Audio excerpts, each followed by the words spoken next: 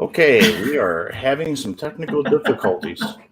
Hello all. If everybody can let me know how they're picking us up, I may have to switch signals in a minute here and keep us going somewhere else. Hi, everybody. How are you tonight? Why we got that skip there. That is okay. Hello all. Let's change the screen up here a little bit. Let's get a couple of hellos up here. Hello from Michelle. Hello from Rick. Everybody can hear us okay tonight? We're coming to you from Facebook. Hello, Father. Yeah, our pages. We are coming in from Paranormal Warehouse. We are on our Facebook groups and Facebook pages, as well as YouTube tonight. And tonight we are also getting in with, and I'm going to mess it up. Yep. I'll say it. Yep. WLFE DB Radio. Tonight is our debut, and we're so excited because this is a new affiliation for us. So we are going to be broadcasting from all over, which is so exciting. So yeah, we're part of a brand new family, and we are really looking forward to working with everybody and expanding out and being able to reach and just work with so many different people. So yeah, this is going to be really pretty neat. New uncharted waters for us tonight. kind of sort of. We just give you lots more options, that's all. Yep. Right? And we'll be available offline on iTunes and Stitcher, and you'll be able to listen to us in the car or at work or something like that, where you don't have to pull up our YouTube or our Facebook. You can sneak it right in on a download from Stitcher there, and it's under Where's My Sage there, and we're tied in with some really cool people on the new channel as well. So very diverse. Yeah, it's a good fit for us because it's still like it's a mosh posh of different people and different venues, or different ideas of things and different topics, I should say. And that's what our show's all about, the variety of different things. And so it's going to be really good for us. It's going to be an experience, that's for sure. Ted keeps us on our toes. My mouse does not want to work tonight.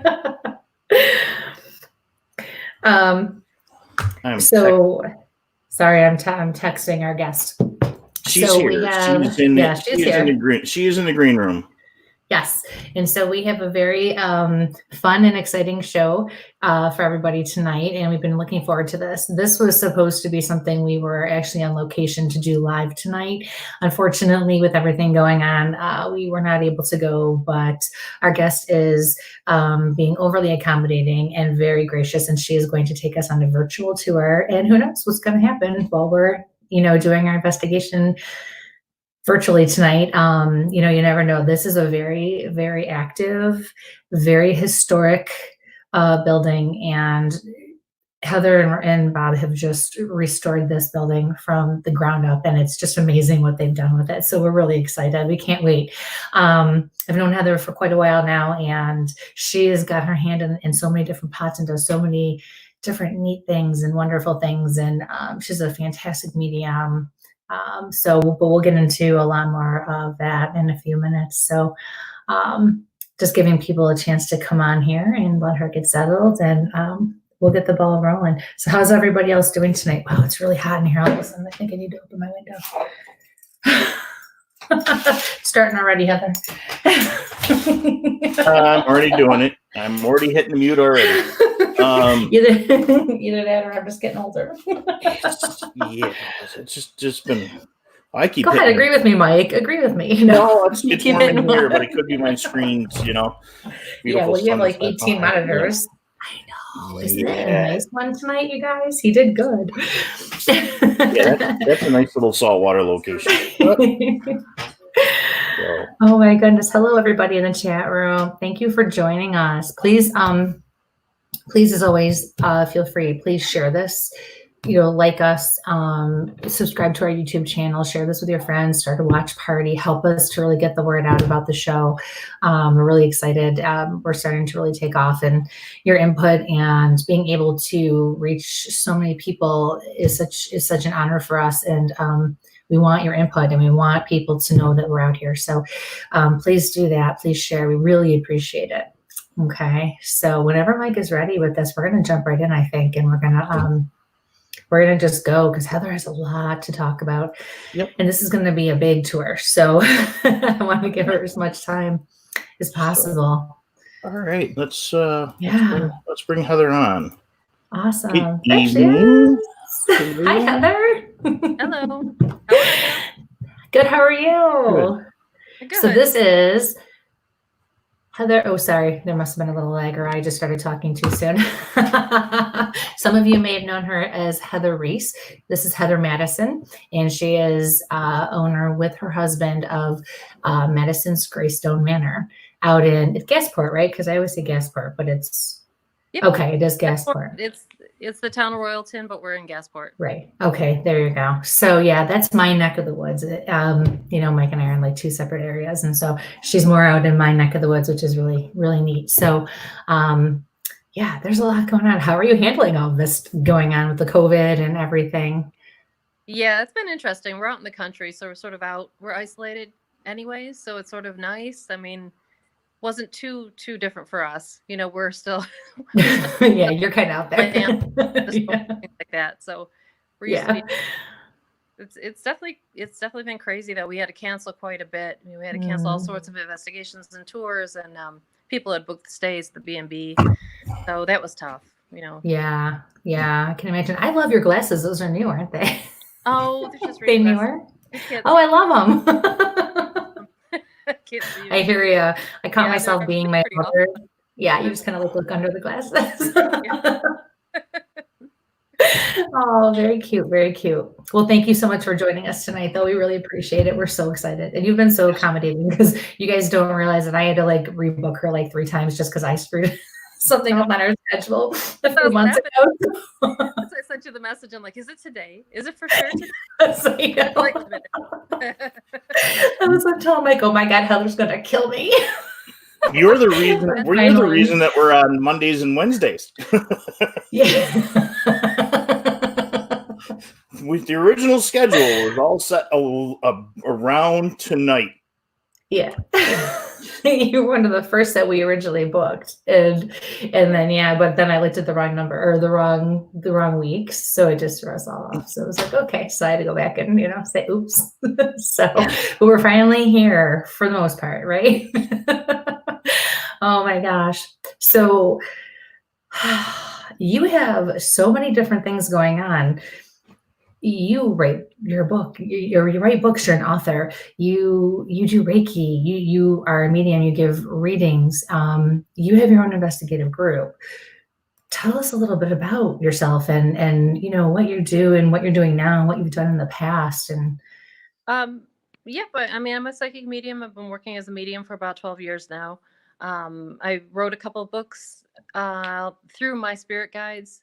I channel, so I ask them questions about all sorts of different topics, everything from what happens to you when you die, to ESP, to psychic abilities, whatever it is, and then my guides will answer.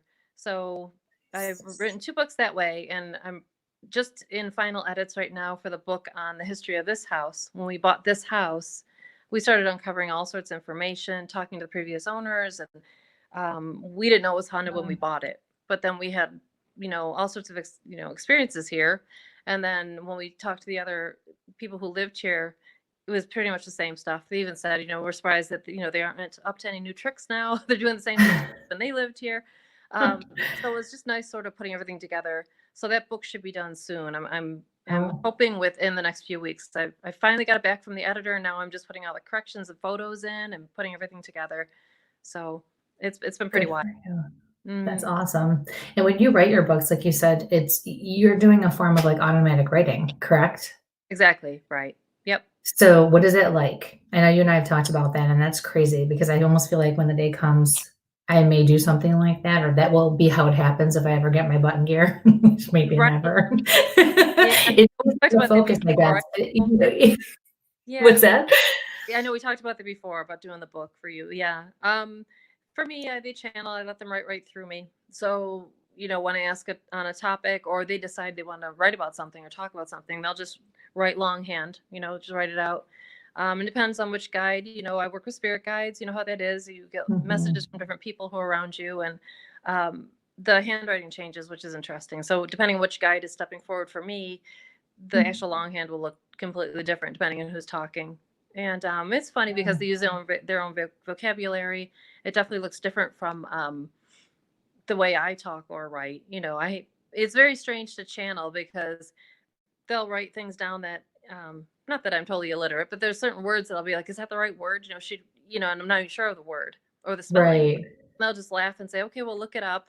And I'll look it up. And I'm like, oh yeah, that is the right word. So I'll laugh because I'm like, that is so weird. It's not my vocabulary. Wow.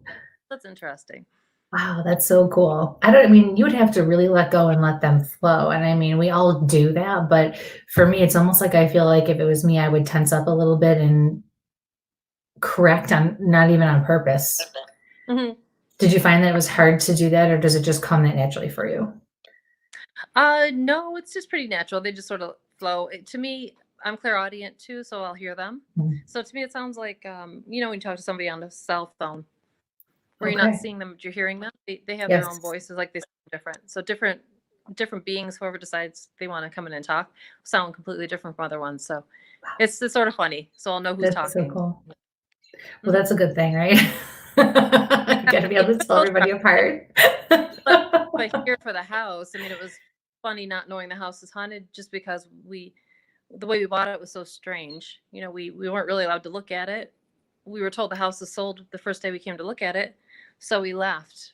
We went to look at 2 other houses that day, so we didn't even look at the house. We just sort of walked through, thought it was really neat. We loved the way it was set up, but we never checked faucets or sinks or anything that you don't normally do. We didn't take any pictures.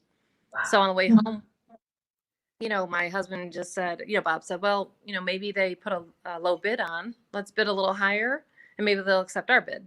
So we did that, and sure enough, we did not expect it for them to accept the bid. We weren't even really looking. We were just goofing around. So we asked somebody to go back through it, and they told us no because it was under contract. So we weren't even allowed to come go through it again. So I never went upstairs. I never went into the basement. And as a psychic, you probably do the same thing. But when you walk into a building, you get a vibe or a feeling. I didn't get that chance. I walked into the very front room of the house here, which is now my office. And I thought, ooh, this would be a great room for my office. It's really sunny. It faces the setting sun. I'm like, oh, this is really pretty. So I never got a chance to get a feel of the house or the vibe until the day we moved in. And then we were like, oh, okay. Oh, no big deal. Minor details. Much. Oh my gosh. Wow, that's amazing. Mike, what do you think?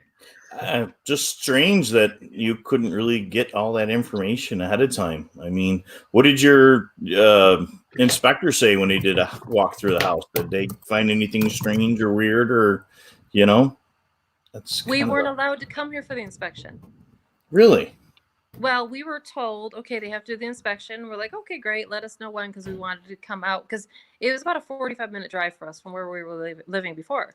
And then I get a text from my real estate agent, who's a friend of the family. And she said, oh, don't worry about it. I already went through the inspection for you. You don't have to come out. And we're like, no, we want to come out. Let's walk through it. We did. So then we came over. We had to sneak over here. We're peeking in the windows to see what we even bought. Bob and I both drew floor plans out of the way we thought the house is laid out. Completely different, wrong. He's like, no, there's a room over here. And we're like, no, there isn't. We had no idea. And yeah, very, very strange. It was almost like they didn't want me to get a feel of the house, I think. Did you have any dreams prior to?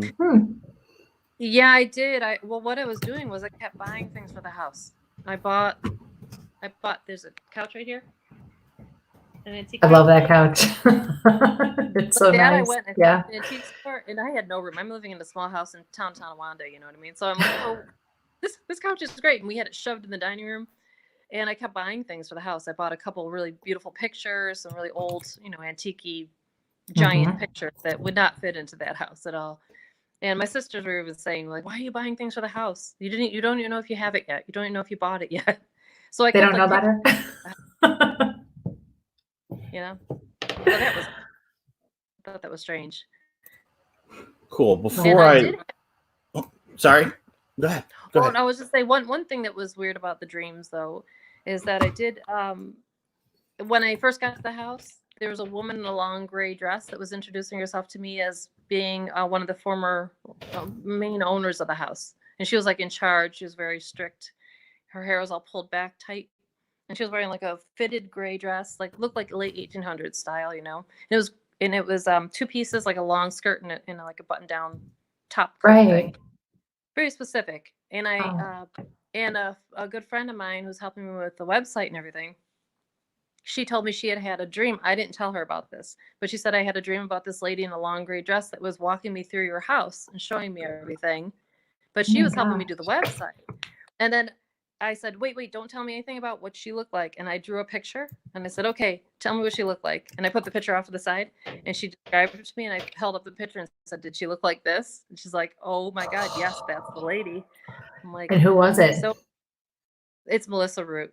She was the man who built the house. His name was Curtis Root. They bought the property in 1864, started building the house, and it was finished in 1865 and they moved in. Yeah. That's so really, there's a lot here. And she died in the house. She died in the house in 1901. Sorry, but there's like a little bit of a lag, so even if I catch myself, it seems sorry. Well, we might as well. Does anybody have any questions for Heather? Why don't you tell us a little bit about your before we get into? I'd like to on the books. Oh, okay, great. Because I'd love to talk about some of the things that you do before we really get into the house and the history of that. Because you do so many different things. Does she even? Do you still? Because you sell angel boards and you make angel boards. Are you still doing that? Yep, I do make. I have a store here in the house in the basement. Yes. We turned one of the rooms into a big store because I did a ton of psychic fairs. Yeah. And I made wands and all sorts of different things. Like you said, pendulum boards. In fact, here, I'll show you. This is one of the pendulum boards that I make right here. You can see that? Love it. Where am I? There it is. Okay. There it is.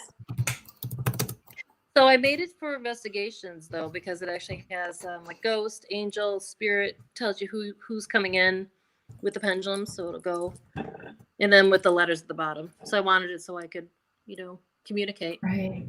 The communicate board. I did that, and I have my books. So they're all called Letters to Olivia. There's that one, and there's the 2. I've always loved that title. This is the second one, and that's just the name. Like everybody has their own spirit name when you cross over, before you reincarnate in.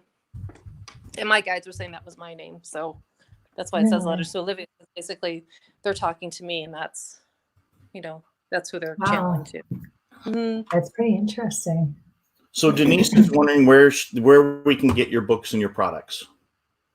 The books are on Amazon, so you can go right onto Amazon and put in my name, Heather Reese, and the Heather Reese Mattison. It should come up under both. We got married a few years ago, so that's why my name is both. So it'll come up now under Mattison with the new book. And you just go right onto Amazon, and also Barnes and Noble. Order it through Barnes and Nobles too. Very nice. It's also on Kindle.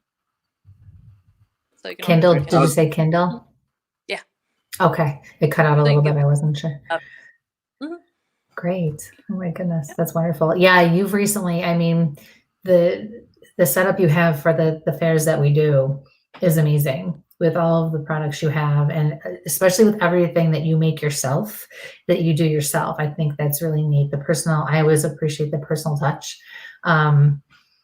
And I think that really sets people apart when they make their own things and they do their own things. You know where it's coming from. You know where the intention is coming from, and that there's a good intention with that, which is really important.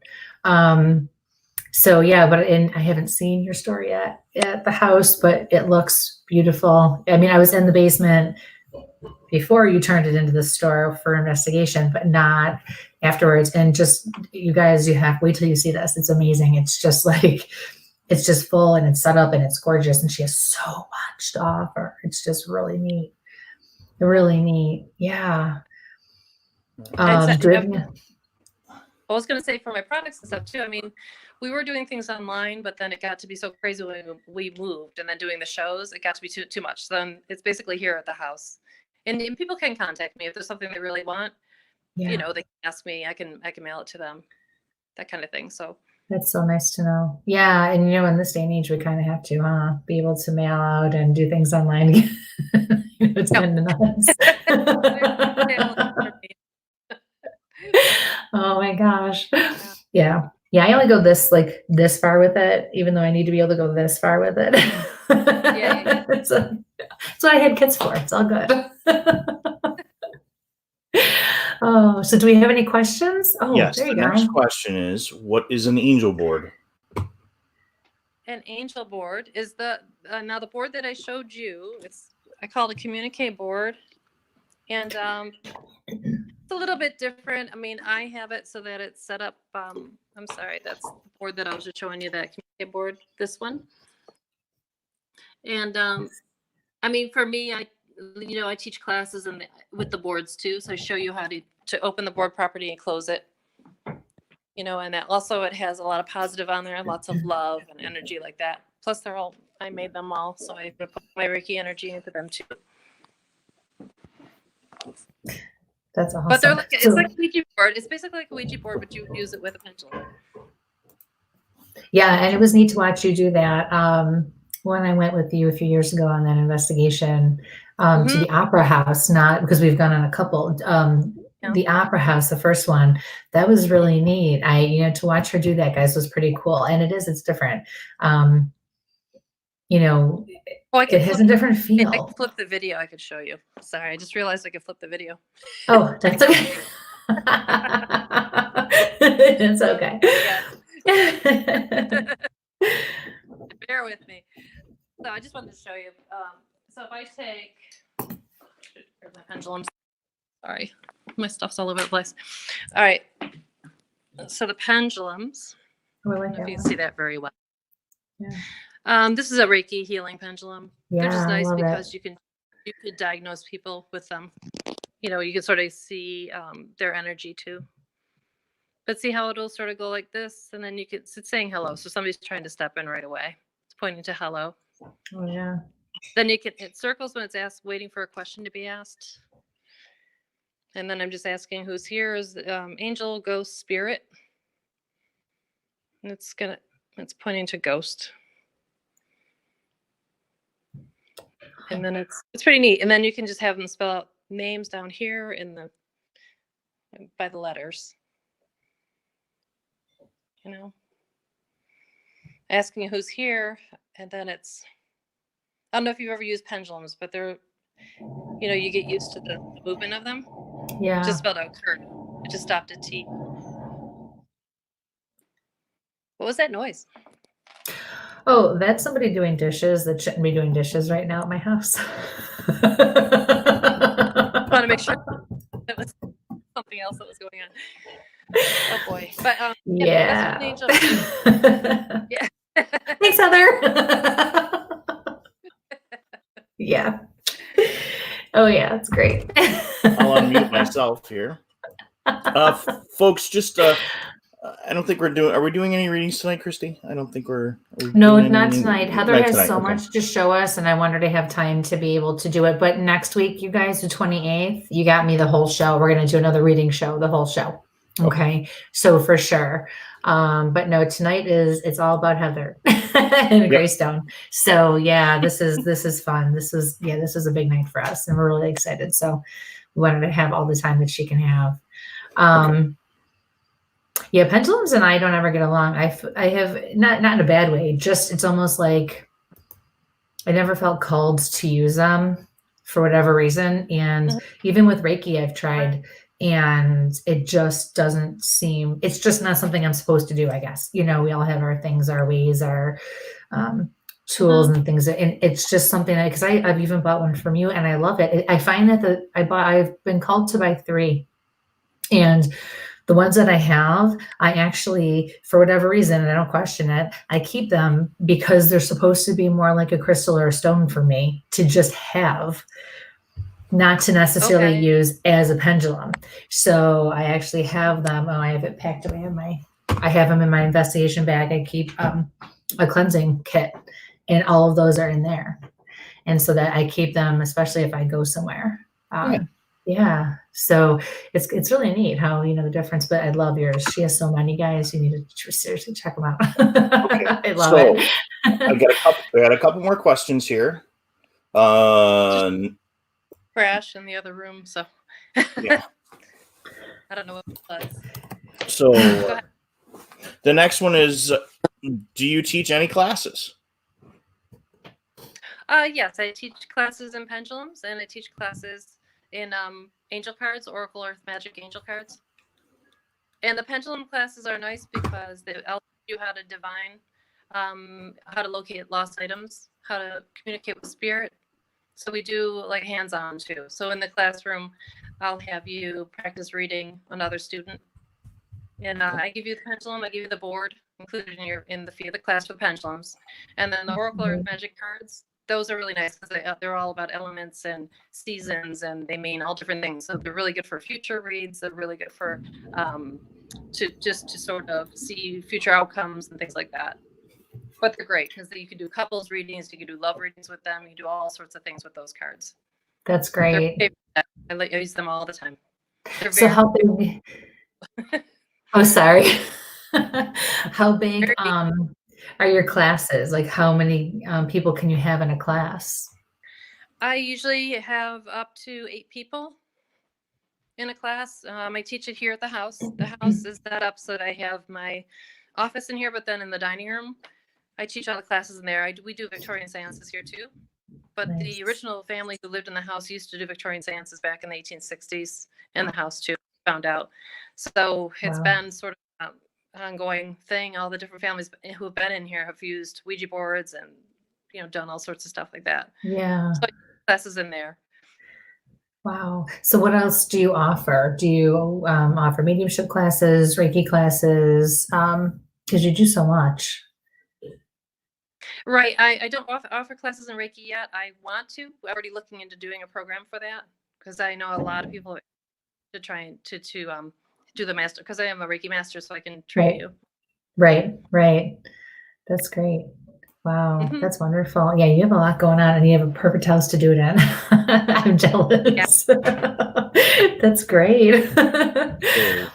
Let's see. Next part. Sorry, go ahead.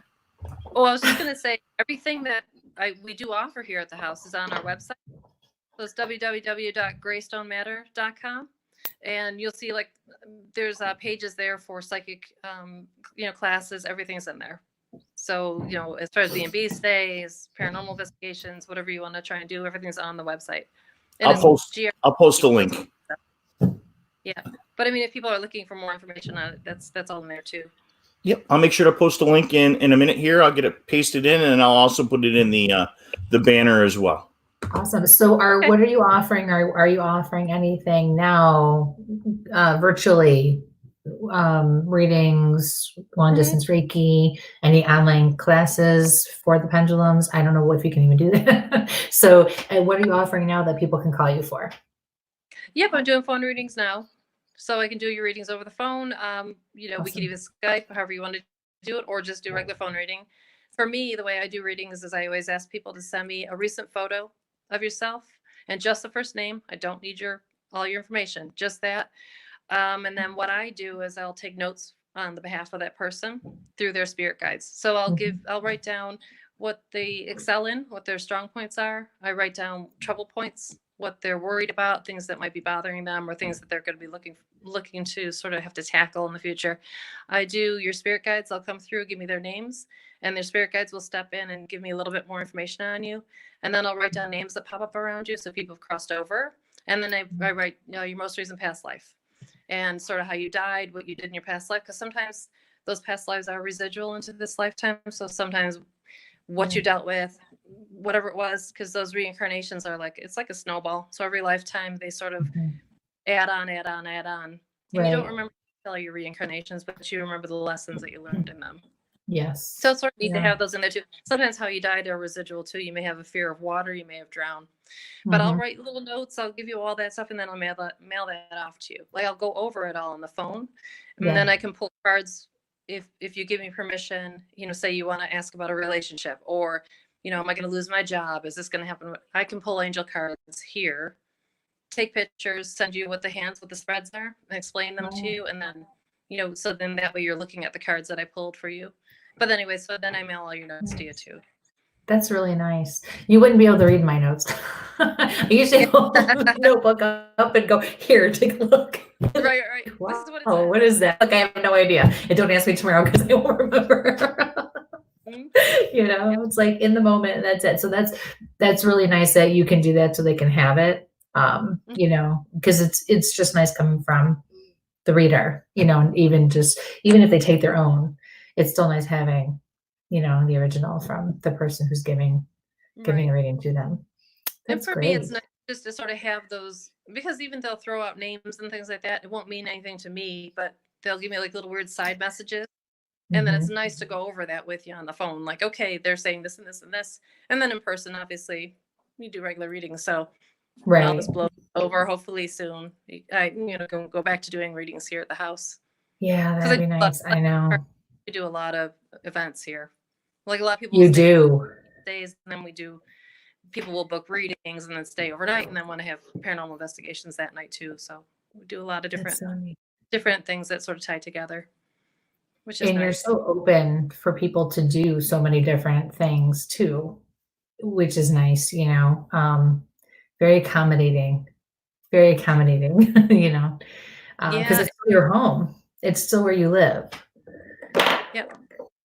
And we have it set up the way the house is set up anyway. It's got the servants' quarters on one half of the house and then the main part of the house. So we had to open it up as the B&B. We separated that upstairs area. We blocked off that back part of the house. So then that's now our house. So then when you book a stay here, if you stay for the B&B, you basically have that whole run of the house, the other side of the house, the main part of the house. So you have the library, dining room, you have the main parlor, and then you can go in the basement too if you want. It was fun down there, though. I mean, with permission, I'd like to share the website quick here, so everybody can kind of know exactly what they're looking for, and maybe you can walk us through it quick, and then maybe we can start our little tour here. So let me share a screen here and come up on screen 2. And while we're waiting for Mike to do that, please, once again, you guys, if you can share this broadcast, start a watch party, encourage your friends to like our pages and find us on YouTube, subscribe to our YouTube channel. That would be much appreciated. We're really feeling like we're starting to be able to make a difference and really expand our horizons. And we're doing that not only for ourselves, but for all of you as well. And to have the exchange with all of you is just wonderful because it's something we get to learn from, all of us together, and grow all of us together. So we need your help to do that. Okay, so please share and like and get us out there. And we can't do this without you. So we really appreciate it, and we really appreciate you all tuning in tonight as well. Like we mentioned earlier, and we apologize, we will not be doing any readings. Heather is about to give us a tour of this beautiful manor and the history, and hopefully, you never know, we may see or catch something going on as well. Okay, so it is just beautiful the work you guys have done. It's just been, and as quickly as you have gotten all this done, it blows my mind because this is a huge place, and we've only mentioned the house. We have not talked about the land and all the history and everything. Like that's a whole nother ball game. You guys, and she's got wine tours. She does. So, yes. We're in the middle of wine country, so we're surrounded by like 15 wineries. So you can come out here. A lot of people will do that, go to wineries and then stay overnight here, and then have readings done too after. So it's sort of nice to tie all that together. Yes, it's all, yeah. No, you really are. Niagara region. It's just awesome. It's one of my favorite wines. All right. Oh yeah, My favorite wines. oh my God. Mattison Winery. I love their chocolate wine. Ooh, so good. You're Very, killing me, very Heather. You're killing me. I finished my last bottle of one of my favorite wines the other day. Gone. Now I gotta wait. All right. So, quick note in the comments, Mika, I did get to look quick at your video, but I bought a lot of software in the last 4 days to analyze videos and audio, and Christy and I will be working on it. So that was a question from one of our folks. So some brand new video and audio. I just had to catch up with that. So is there anywhere so you've got your paranormal, you got your services are here. Once this comes up, it's going through 3 different services, so it takes a little longer. So so you've got the full B&B, you got your services here. Okay. It's alive, my computer today. We have a giant picture of you, and your readings and your parties are here. So everybody can kind of see where this is. The email address or the website's down below. I've also posted Heather's link on Amazon in the comments. Yep. Links there too. Anywhere else? Anywhere else you would like me to kind of run to on your? There's your books. There we go. So we can get your books right there. So anywhere else special that you'd like to show on your website while we're here? Yeah, put Mike to work. Oh, yeah. I think just pretty much you can sort of go on there. There's a bunch of pull down. Just the different options on there. It shows the room detail too. It gives you a little bit of backstory of each room, what's experienced in there, what people have, who's died in what rooms, and that kind of thing too. 7 deaths confirmed in the house for sure, that we have the newspaper articles for and everything. And they used to wake everybody in the house when people would die. So, a lot of different historical things that have been pretty crazy. That's sort of tied into names and things that we are getting, like on the equipment and paranormal equipment, things like that. That's just amazing. It's just so cool when that happens. It's just, I don't care how long we've been doing this. Is whenever we get validation from anywhere or anyone, it's just, it never gets old. People text me and say, "Oh, I don't mean to bother you, but remember that thing I didn't remember or I couldn't make a connection with? This was it." And I get excited for them. It's just really, it's fun to hear, to know that someone's made that connection. And it's helped to fit another piece of the puzzle or give them what they needed. And it's just fun. It's just exciting, So, and I have to say too, the house, the way you have also restored it, the thought and the attention to detail that you have put into this was very accurate in particular, because you really tried to restore this to, you really wanted it to be the way it always was and the way it was built and, originally. And you kind of wanted to make it its home again, to bring it back to life, which is, it took a lot of effort and a lot of work and a lot of research. Trying to keep it period to the age of the house. And I've been dealing the National Registry of Historic Homes too. I just did all the paperwork for that. So we're right in the middle of getting all that situated. So we'll see if that goes through. They already confirmed it. They're already putting it through to the next stage. So just to sort of keep the house intact. We want to make sure that in the future, the house, no one came and bulldozed it down. And, we want to make sure it stays. Congratulations. That's awesome. The house has not changed since 1865, which is just crazy. There's some updates in plumbing, things you don't see, electric, plumbing, roof, that kind of stuff. But as far as everything else, so the house, had a lot of funny history. We're only the 4th family in. First family moved out. They built the house in 1865, and they ended up moving out in 1923. And then the next family was there from 1923 until 2000. So, really, that's two big families staying. They never changed anything. The second family, the lady who owned it, she went blind. So she was blind for about 35 years. Mhm. And she only lived in 2 rooms of the house. She blocked everything off. But she was here by herself, and she was in her 90s. And she said that the man upstairs was going to get her. And she kept hearing voices and all sorts of stuff in the house. So there's a lot of weird history. But she never changed anything because she was, had lived here all that time. They were dairy farmers. The first family, they bred racehorses here. And they had a plantation down in Virginia. So they used to winter them down there. The racehorses then back up here and race them. Really? Sorry, I'm hearing movement on the stairs in front of me here. Oh, very cool. That's probably them saying, let's get on with this, right? Yeah. Okay, I'll start showing you. And I tell people too, keep your eyes peeled because a lot of times you'll catch things on the camera.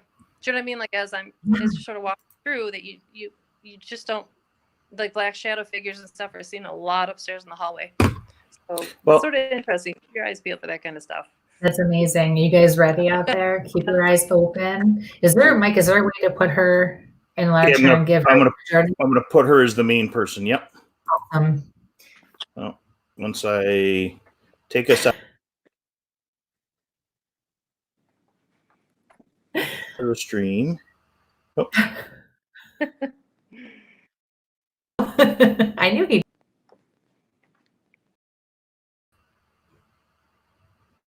And hang on, figure this out here. No, I don't want me to be the big person.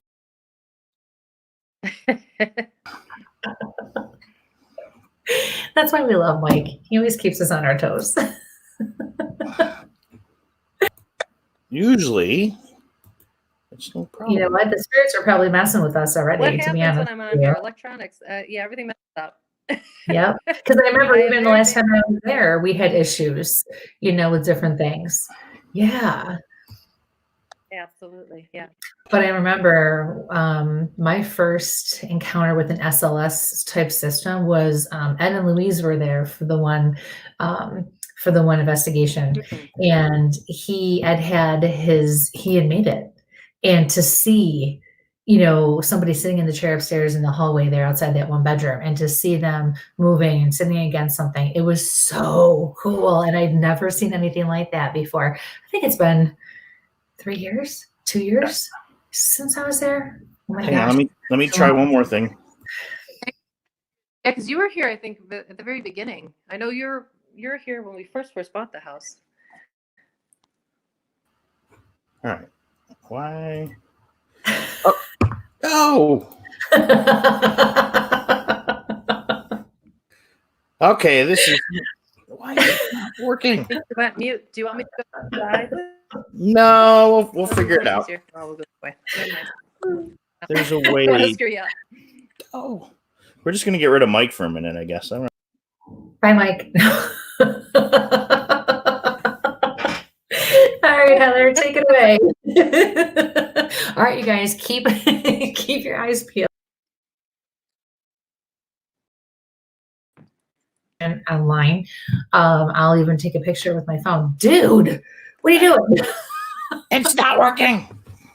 I can get myself over on the corner, but it's not working. What's happening? Okay, well, we got you up on a third of the screen, so it's good. It's not working. Yeah. So we have you up for. But we're gonna get rid of my banner here. So. All right, I'm just showing. All right, here we go. So Heather's going to tell us all about each room and give a history of the house, the rooms, different experiences, things like that. So, Mike, you got this. And if you have questions, just let me know. This is Erastus Root. He's the patriarch of the family. His great-grandson is Curtis Root. He's the man who ended up building the house. But he was a big politician, big political figure. He was friends with Thomas Jefferson. He did the Louisiana Purchase. He was a senator of New York for about 35 years. He was Secretary of War, too, during the 1700s and early 1800s. So the family had a lot of money, big ties to politics, too. Lots of politicians in the family. So you're looking at the main parlor of the house. You would have walked in You could have come in through this door here. This door leads out to what's called the smoking porch. I want to show you a cool feature on it. See, this is original doorbell. It's from 1869. Oh no, 1868. August 11th, 1868. Still works. Listen to it. Ooh. Sounds like a boxing bell. or church bells. Yeah. Just before mass or something like that. Wow. The baboon's kind of You can walk in interesting. through here. Oh, it's got the original medallions on the ceiling for the lamps too. They would have been gas lamps at the time, but those are still all there. Original fireplaces too. Right here was a coal burning fireplace, but that's all original to the house. All the doors, these are 11-foot pocket doors over here that you're looking at. And they're heavier. The doors there are heavier too, aren't they, Heather? They're good 2 inches thick. They're not like a normal door. Yeah, guys, these are They like slide original. down crazy. No messing around. But all the original medallions, all the original. And then the staircase here, big spiral staircase that goes up the second floor. What's the deal with the baboon? Did you get him with the house, or did you find him on travels? No, my husband Bob wanted him for Christmas. He came across an online auction. Okay. And I had to bid on him to get him. Aww. You're such But a it was good really wife. funny because I kept getting outbid on that auction. Like, kept bidding, and finally I won him. But I won a big elk that's in the other room too at the same time. And then these guys here. See these. I found out though doing research on the house, and this is a giant caribou up here. This is the dining room. This guy's huge. He's up over my head. The ceilings are very tall. They're like 12-foot ceilings, I think, in the house. We found out that Curtis Ruth, the man who built the house, was a big game hunter. We found newspaper articles. He would go down to Virginia. He bought a plantation down there. He'd race his horses. And then he would go big game hunting. So he would have had trophies in his house. And these trophies were donated to the house. Friends of the family donated them. Just crazy that we ended up with all these trophies. Wow. So this is the dining room. Trying not to move around too much. It's at the original trade ceiling and everything. This light fixture is one of the only original ones from like the 1930s that were put in when they switched over from electric. And what's up with the big chair? That just fascinates me every time I see it. The what? The big chair. Oh, the big, huge. The big chair, yeah. it's like a king or a king's chair. I know, it's hard to tell. It's very big. I don't know if you can see that. I could sit in it. It's was a lodge chair from a Masonic temple. This chair. It's very big. Yeah, it is. It's and amazing. then this is just a bathroom in here, but it was originally cold storage for the house. It was part of the kitchen. There were no bathrooms in the house until the late 1980s. The lady who was here, who was blind, still had an outhouse out back. She had no indoor toilets in the house. This is just cool. I just wanted to show you this. 80s? 1980s, yeah. Yeah. Wow. So thick door. But it was their old ice cold storage. So there's like trays in there still to put big blocks of ice and everything in there. But the state was called in to put this toilet in because they found out this lady was living here by herself, blind, and had no plumbing. And yeah, it was bad. She had faucets. They had sinks. Yeah, it was pretty crazy. And her name is Mina, but she shows up a lot. You know, when you ask questions or EVPs and things, she's definitely one of the voices you hear all the time. She talks and communicates. She'll have the flashlights going on. Now we're walking into the kitchen right now, so I'll show you the kitchen. Now, what's unusual about this? That's kind of creepy. I love it. It is so cool. Very. Oh my gosh. This kitchen. Was that Krispy Kreme on his head? Yeah. Hey, of course I'm going to find the donuts. You gotta find the important stuff, right? So this kitchen actually has the original hot water tank right here. We'll turn it back up so you can see it. You're so That- funny. It's from the 1860s still. We Oh put my arms on him. God. He's got mannequin arms on. You're so creative. But it just has all the original plumbing and everything going up to the second floor. It's pretty cool. Now this kitchen's weird because I'm trying not to move around too much. I'm gonna make you seasick. It's got 8 doors going into it. 1 door there. This is the kitchen door here. It's got the pantry door over there. The door that goes up to the servants' quarters. The doorway here that goes out to the coal room. There's a door here. It's a butler's pass through. You would put the food in there from the kitchen. The whole house is set up so you never saw your servants. You would put the food in there, knock, and then you would open the door on the other side and your food would be there. Really? And there's another door here that goes into the dining room behind the bear, and the door coming into the kitchen, which has like a curved wall. But these don't exist anymore because back in the 1950s and 60s, people started buying appliances. So you would have, stoves and refrigerators. There's no wall space in this kitchen at all. That's why the stove over there is in front of a big window. And the windows all go floor to ceiling. Wow. All this, because how low the windows actually Yeah. are on the floor. I love the lights. And Very then pretty. the original gas lamp fixture up here that's up and converted into an electric light fixture up here. And we've had, let's see. I'll see light bulbs up. We have so much trouble with the light bulbs in this house. Well, even Jason Marble was up Believe- there earlier, and he was saying the same thing. Any of us who have been there, even he had trouble, with his stuff, with his equipment, and a couple of times as well. It's just funny because spirit loves messing with it, and when the energy is strong enough, it can just screw at things without even trying. I'm Yeah, just sad anything we're not electric. there. The architecture I know. is amazing. It really is. It really is. It's- We'll get there. Oh, We'll yeah, get that- there. It's just all the original, yeah. And this is all the original pantry. woodwork. This is the original pantry, butler's pantry. It's got the original cabinets all down here and the breadboard on the top. So you would roll doughs and things in there. And all the shelves in here. So it's got all the original pantry shelves, everything. And that's another door that goes down into the basement over there. There's over 50 doors in this house, which is Wow. crazy. And I'm you, just walking around you this. restored it, correct? So you had to hand sand every one of those doors and bring them back and... No, they look like this. Oh, okay. That's the weird part. The inside of the house really was okay. I mean, we had to put oil on them, things like that, to bring them back a little bit. But they were in good shape that they were not messed with. No one ever had little kids in this house. The house was made. The only family that had little kids was the family right before me. That's it. So that's even weirder. The house is as old as it is and never had babies in it. I want to show you, this is just a sink that was original to the house. It's from 1865. We put in the different faucets to use it. Who am I getting feedback from? Is it coming from Christy or is it coming from Heather? I'm getting a little... What kind of feedback? I'm getting some Yeah, I was sound in hearing the it too. background. Okay, so it's coming from hers then. Okay.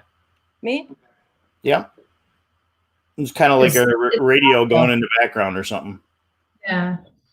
No. There was a question. But Did you pick up any or notice any residual energies coming from some of the antiques that you brought into the house? Some of the antiques in the house? Yeah. I saw you broke up a little bit. Some of the antiques that you brought in, did you find any residual energy attachments to some of the stuff? I would say so, yeah.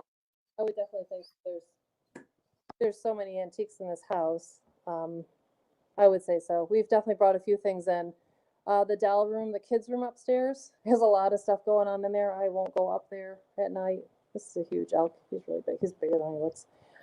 So there's definitely some things moving.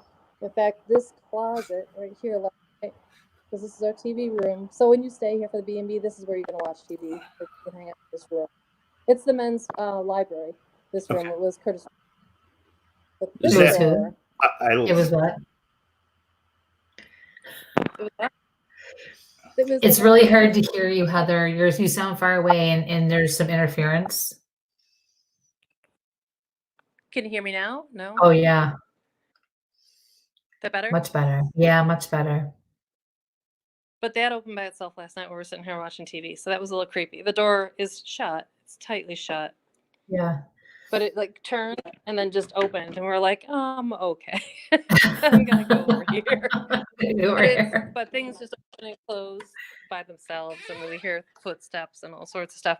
But yeah, I would definitely say residual. This is an old, the lighting isn't great in here. This is an old Victrola. And when we play this thing, we get a lot of, it stirs things in the house too. Does it? So that's got its own.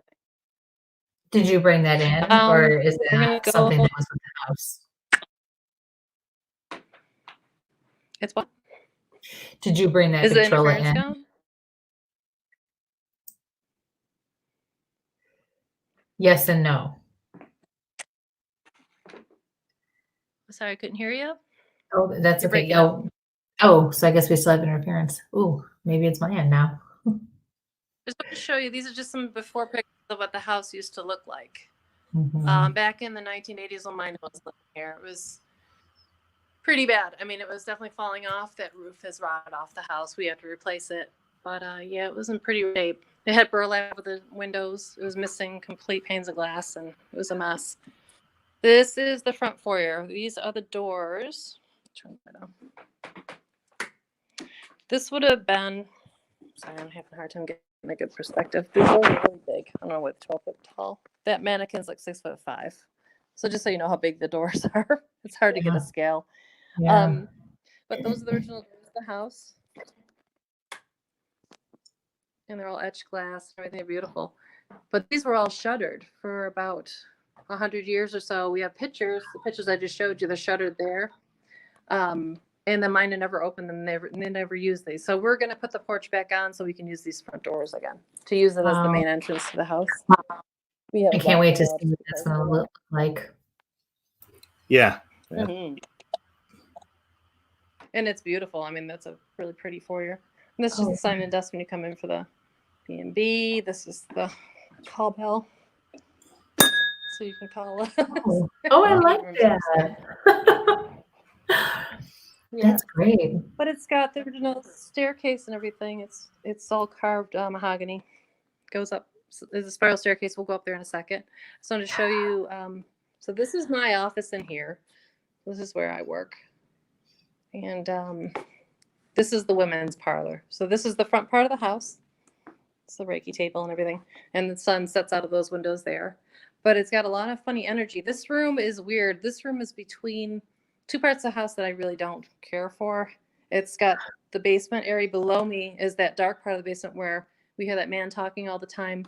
In fact, I'll be doing readings in here. We're doing sessions.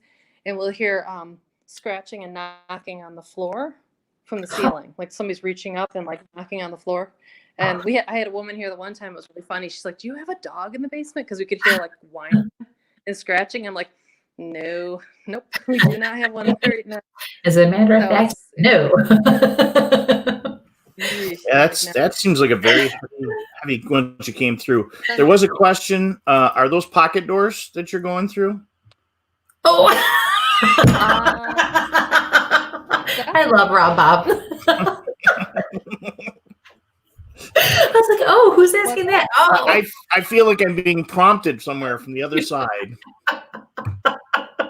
Probably the other side of that door where the other TV is. Hi, Bob. That question brought to you by Heather's husband.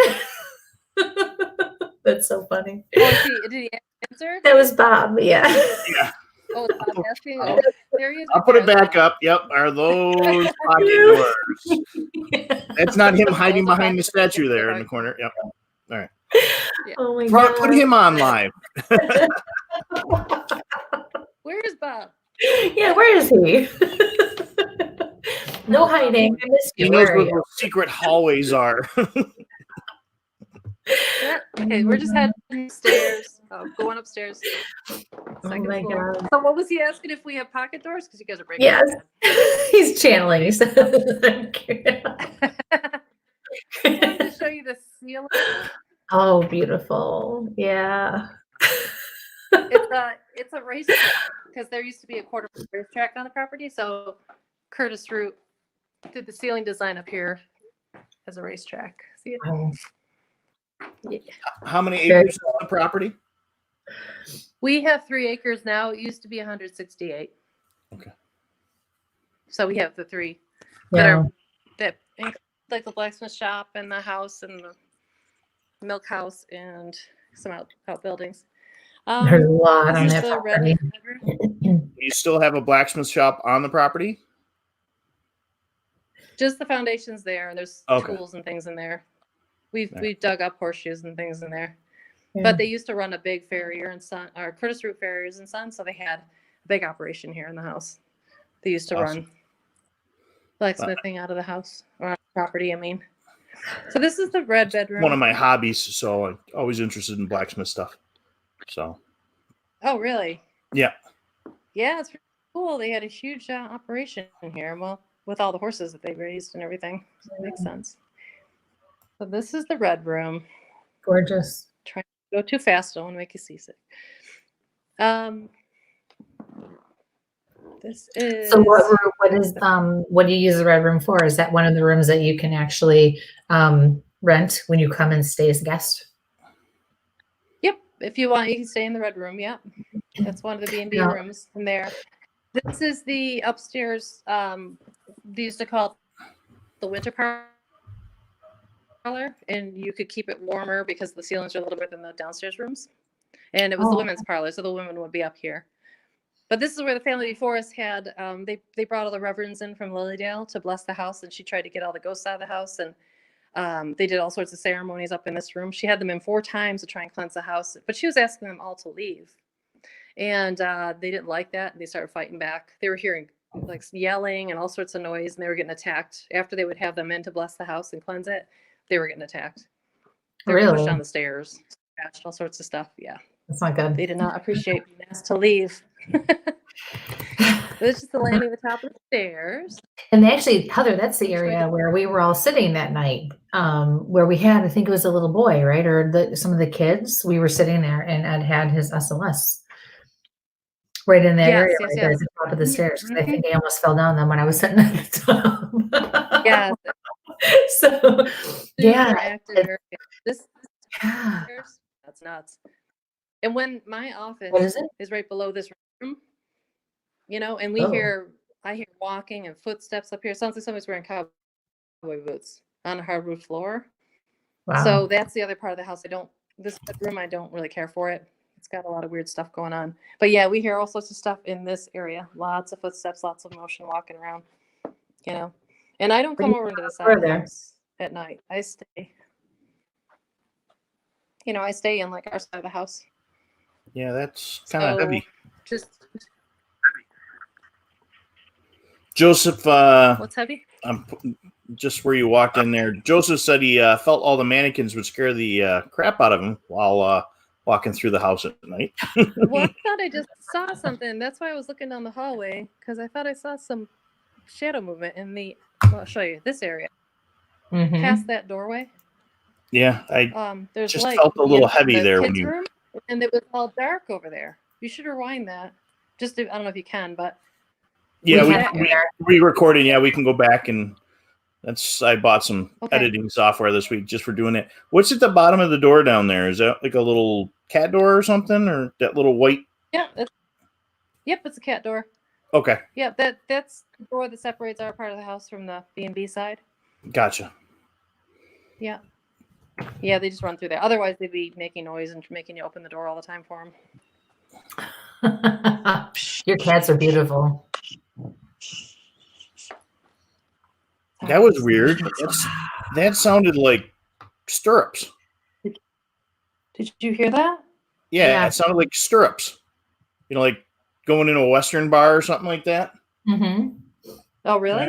Yeah, timestamp that at 1 hour and 4 minutes. I'll have to go back and listen to that again. And Heather, I have to say that I'm really glad that you keep making mention of the fact that there are certain areas, even in your own home, or just different experiences in general, that make you a little uncomfortable, or you just know you don't want to deal with it at all. Because people always think, just because we do what we do, we're invincible, or we're not human and things don't scare us. And I was like, yeah, I'm not the one, thank God, because you don't expect something, you're going to be taken off guard, or you just know that you don't want to mess with something you're picking up on. It's scary, or it's unnerving, and we're not made of. I mean, we're tough, but we're not always made of steel, and that's okay. Right. Plus, you don't really expect. Like I'm normally with a group of people up here. I'm not wandering around in the dark. Yeah. It was weird though. I left this as I had guests in here a few weeks ago, right before everything got shut down. There were guests that wanted to stay in here. It was 4 people. It was like a family, and they were kids, like teenagers with them. So they all wanted to stay in one room, which is fine. But I cleaned this whole room, like everything was done, beds made, everything. And then I came in this morning just to go through the room before to film, and this door was open. But it closes tight, and the cats can't, you know what I mean? They're not opening that door. But the weird part was that the book was open to the page. Like people had written. I have a book in here so people can write down their, what happened to them while they're here. And this was not open like that. So that was sort of weird. I wanted to show you that because I'm like, okay, that's weird. I don't know why that book is open. So yeah, Jason. Yeah, I meant spurs, not stirrups. Oh. Spurs. Oh, jingle. Okay, jingle, spurs. Yeah. But Carl says, I don't know. He says there's a gentleman shouting you to answer. I'm like, I don't know. You guys hearing anything else? Feel anything? Go ahead. Well, no. I was noticing though, as I got near the green bedroom, you guys are breaking up like crazy. And then as soon as I walked into the doorway here, now you're clear again. Right. But as soon as I go near the green bedroom, like this room, we know, Mina's husband, Dorson, this was their bedroom. He died of mesothelioma in this room. He worked at Harrison Radiator, but he had lung ailment and he was bedridden for a long time before he died. So he died in 1960 up in this room. Wow. And we get a lot of weird breathing in here. That door opens all the time by itself. We use this room as our room when we were renovating the back room for the B&B. We were using this room. We were going to use the green room, but then I kept getting such a feeling of somebody pushing me out of the green room. Like it felt like there's a male, like Curtis Roots in that room, but he died in this room, the green room over here. And it was really, really uncomfortable. So we ended up saying this gold room instead, which completely changed what we were going to do. So I like this this room. Yes. Room. Yeah. Mm-hmm.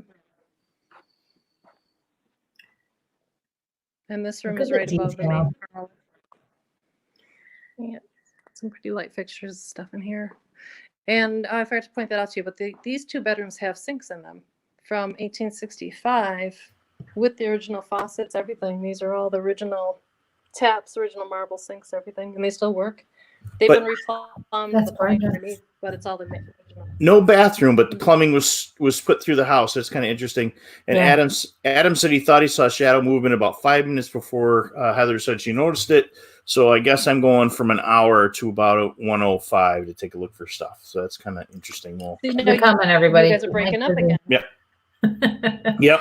You're breaking up, and I am totally drawn to that. Nope, the other window straight across from you. I'm getting a headache. No, the other one. No, not the bay, Heather. The other ones. Turn back. Yeah, right over there. Yeah. Mm-hmm. Yeah, the curtains. My breathing's getting funny. I'm getting a headache here. Yeah. I'm not surprised. It's definitely got a weird sorry. Anyway, I'm just trying to shut this and see. And this howling when that makes it. I don't know if you can hear that. It's like literally howling in through that window. Oh, I can imagine. But I can't tell. Curtis Root died in this room, and so did Melissa Root. So this room's got a lot of weird history too, because the people who lived here before us had a family of 6. There's 6 kids, mom and dad, 6 kids, and she was having trouble in this room. They were going to have this as their master bedroom also. but they ended up the same thing. She was getting the same creepy feeling, like she was getting pushed out of that. Sorry, And, that's Max. That's okay. Really? But she was getting that same creepy feeling of her getting pushed out, and then all of her kids took turns trying to use this bedroom as their room. And they kept saying the man would wake them up at night and was yelling at them and forcing them out of the room. So she ended up not using this room for anything. They had it just for storage. They just kept boxes in here. That's crazy. It's a huge room, and it's gorgeous. And the furnishings are they original to that room, or you brought those in from the outside? No, we brought them in. I had a friend of mine. This wheelchair is actually cool. This is from something called the Jan Adams facility down in Perrysburg, New York. It was a big tuberculosis hospital. And this is from the 1800s. And he used to do Broadway stage production. And about 30 years ago, when he found out we bought this house, he said, hey, I have a whole barn full of props from when I used to do Broadway shows. He knew this was from the TB hospital. He goes, do you want an old wheelchair? I'm like, absolutely. Yes, I do. But TB, yeah, let me have it. But yeah, but with the breathing issues, we know that Melissa Root died of pneumonia. And with Dorson dying of mesothelioma, so there's a lot of lung ailments here. Mm-hmm. Lots of weird breathing. There was a group in here that had a static camera set up in this room, and we kept getting this crazy breathing. And then we would send everybody downstairs. We were listening in the dining room. You know, we had the static cameras in like 4 different spots. Right. And we would send the girls up here, and the breathing would be different when the girls are sitting in this room. And then the guys would come back up, and then it would stop. And the girls would come back up, and it would start this crazy weird breathing. We're like, oh, okay. Like, ooh, there's a big flash right over there. You saw that. What was that? By the mannequin. There was a big flash. It was like an orb or flash or something. Oh, I missed it. By the mannequin. This mannequin, the dress she's wearing is actually a mourning dress. It's a funeral dress from Kentucky. We went down to Churchill Downs. Yeah. And we went to an antique shop down there. So that's Kentucky. I wanted to show you something interesting in here. Now, the ceilings are really high in this part of the house. This is the main part of the house. You walk through this doorway, and this is the servant side of the house. It gets really muffled. The ceilings are lower. And this would have closed and locked. It actually has locks on it and everything. So this would have locked off. You wouldn't have been in here. Like, the servants wouldn't have gone into that part of the house at all. That would have been the root side of the house, the main family's part of the house. So then you have this part is the servants' part of the house, and this is the kids' room. In here, Mike loves doll rooms. Just so you know. Love the doll rooms. Oh, I hate doll rooms. You guys I really don't like the mask up on the right. We went to Wildwood, months what was the summertime or the fall, and we tried to get him to sleep in the doll room. There was one bed. We're like, come on, just do it. We're going to be outside in this area. And he was like, hell no, I'm not sleeping in the doll room. Jeez. Yeah. I don't know why. I mean, we were going to protect him. We were right there. And when I left, nobody else wanted to go stay up there, so it's not just me. We don't talk about that. Hey, we don't talk about that. So just and you guys are breaking up like crazy. Can you hear me in this room? Yes. Yeah, but you're breaking. Can you hear me breaking up? Yes, you are breaking up a little bit. Yeah, lots of breaking up in this room. Absolutely, and there's more dolls here. And where did they all go? There it is, the classic right there. It's what? The classic Raggedy Ann. Oh yeah. Now where did all just gave me that one? Like, or come from? Did you bring them in? Were some of them there already? Where they come from? She owns a big antique shop. It's called Jennifer's Finds. They clean out estates. And she puts all the creepy dolls that come in off to the side for me. She's like, hey, I have creepy dolls.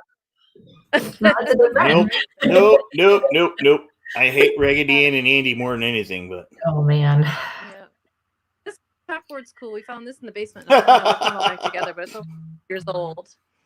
Yeah. There's no reason one should stay on the second floor in Wildwood. Yep, that is true. Sharon was with us that one. That was a Oh yeah, Sharon. We all ended up in the same room. We're like, no, we're all gonna go down here. One big group. Not something I want. Something not somebody who somebody wants to see at 3 a.m. when they go to the bathroom. Right. Those eyes tracking you. I'll throw a couple of these comments up as we're going. Wait, and this sink matches the downstairs sink that I showed you off the kitchen. Because this was the maid's kitchen up here originally. This had a big stove over here in the corner, and there were the kitchen cupboards all in here. And they gutted it. Now the lady before me, she only gutted it like maybe 10 years ago. I wish I had seen the pictures of it, what it looked like before, because all the cupboards were in there. But she put a big clawfoot tub in, and then she put this big shower thing in here. She did all that. And gutted it and turned it into the bathroom. So that part is just our part of the house through there. Were the materials local, or were they brought in from? Do you know that? The tiles and the marble and stuff. The marbles and stuff for the sinks, were they brought in, or were they local items? Oh, and I'm running slow.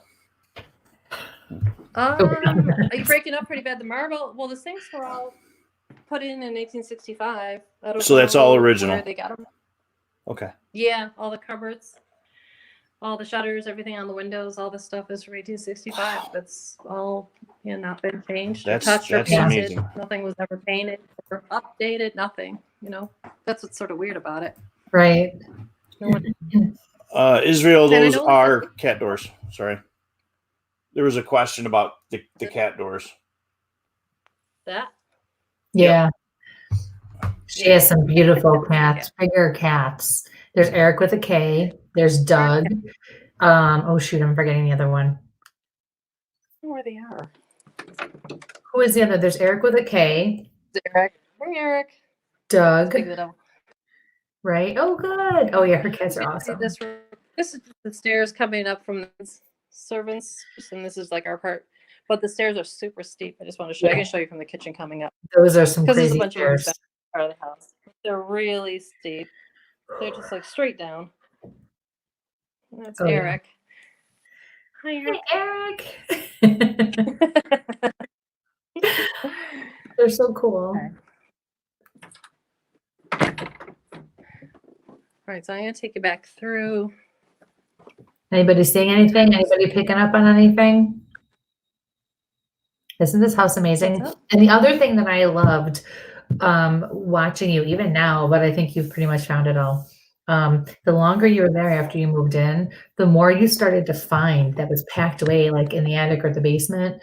I think you found shutters, right? That you didn't even know were there, that were original. You worked on those and put them up. Like there was stuff that was just stashed and stored that were a part of the house, and you made sure you put them all back up and you put them back into place. And that just blows my mind. And they're such big projects too, and you did it yourselves. Yeah, it was like a puzzle basically. You were trying to put everything back where it goes. They had removed some walls. We put the walls back up.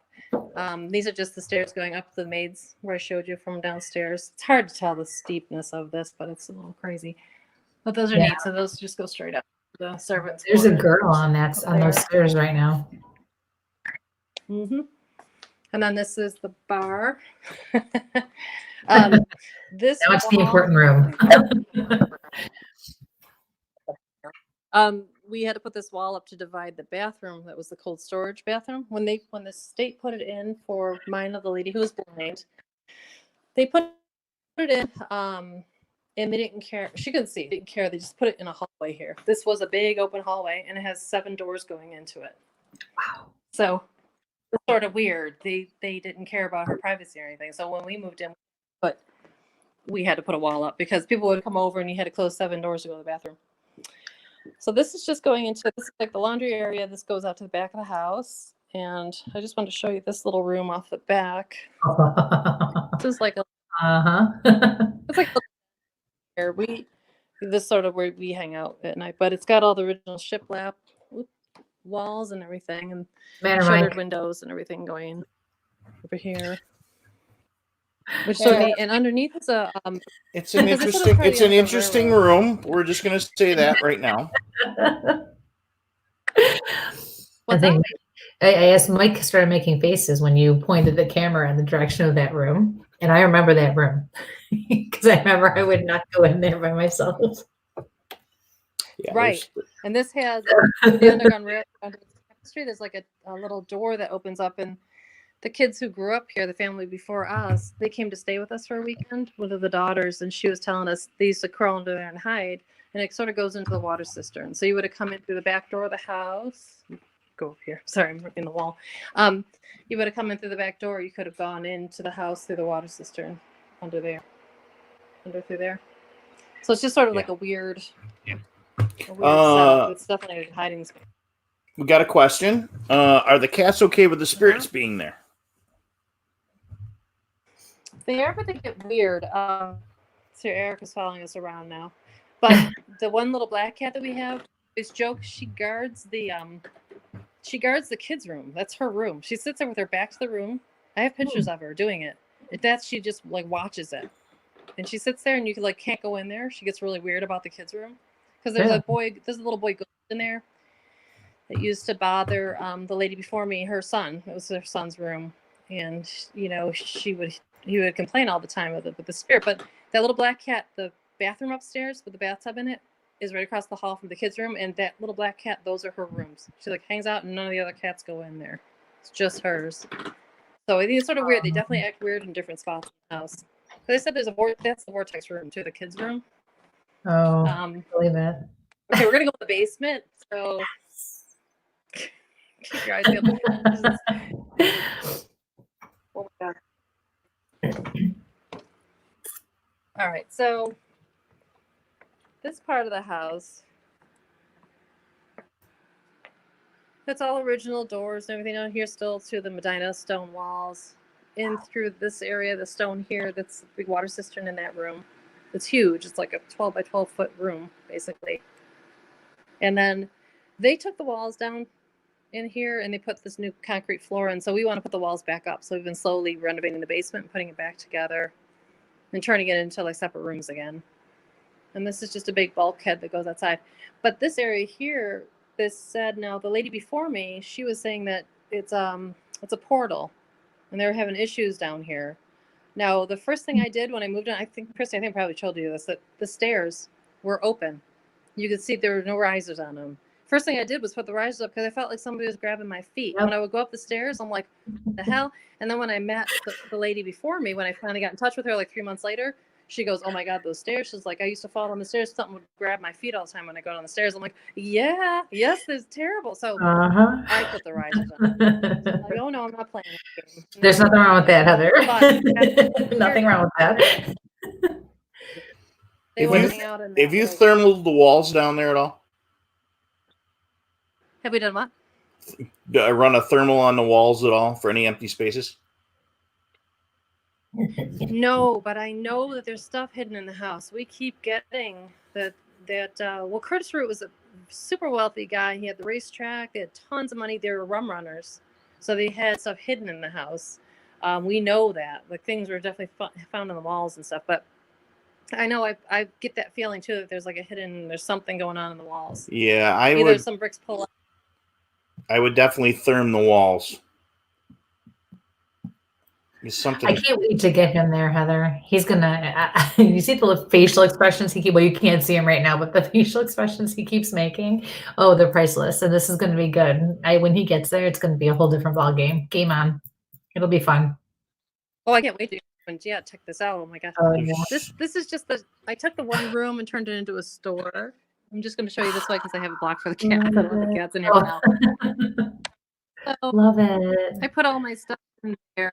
All the different t-shirts and love the lights. In a basement walk straight out, or you got to come downstairs to get into the basement from the outside? There's a huge bulkhead. Sorry, I said something. You okay?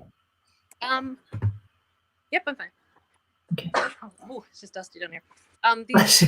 This is all the original. I don't think I have a flashlight though to show this. Oh, sorry, Eric. You okay? Yeah. I'm trying my flashlight on. Shoot. I want my cough drops.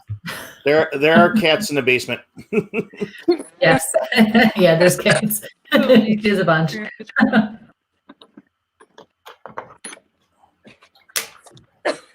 Sorry. Okay. There you are. That's weird. Like my camera flipped, all this weird stuff happened. Just all right. Anyway, Yeah. that whole big huge door opens up and you can walk outside. So it's a big bulkhead Okay. to enter into the basement. Cool. I was trying to show you, but I don't have a flashlight to show you. Big Okay. huge stone steps that go in there. Okay, so it is steps to get down. Okay.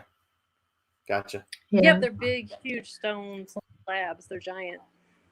This is just another. This is the furnace and everything down here, but this is the part of the basement I don't care for down in here.